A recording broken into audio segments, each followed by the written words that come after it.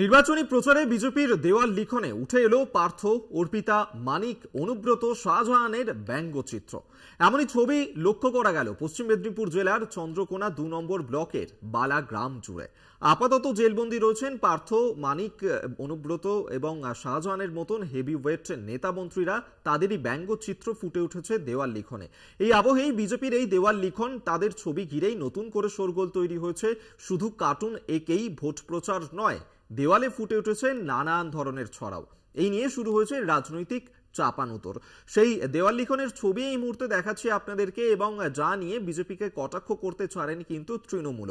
বিজেপির দেওয়াল লিখনে পার্থ, অর্পিতা, কেষ্ট, শাহজাহান, তাদের ব্যঙ্গচিত্র।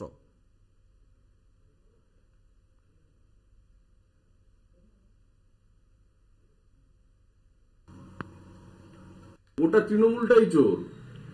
ওই ব্যঙ্গচিত্রে সবার ছবি আঁকা যেতে পারে, মমতা ব্যানার্জির ছবিও যদি আজকের দিনে আঁকা হয় সেটা ভুল কিছু নয়।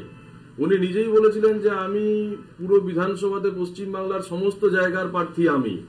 তো আজকে উনি প্রার্থী ছিলেন, আজকে একটা একটা করে এমএলএ জেলে যাচ্ছে, স্বাভাবিকভাবে এই ড্রাইভার কার? ওনারই।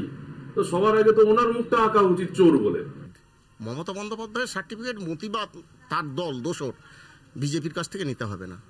এখন বিজেপি বলে দলটাই তো নেই, বিজেপি দলটা উঠে গেছে। এখন মোদিকে ব্র্যান্ড বানানোর চেষ্টা হচ্ছে, অমিত শাহকে ব্র্যান্ড বানানোর চেষ্টা হচ্ছে। আজকে পুরনো বিজেপিরা কোথায় বলুন তো?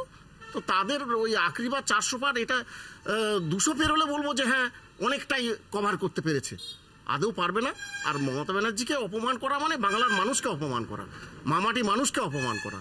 এর জন্যে মানুষ তৈরি আছে 2024-এর নির্বাচনে, তার প্রতি উত্তর মানুষ দিয়ে দেবে ভোট বাক্সে।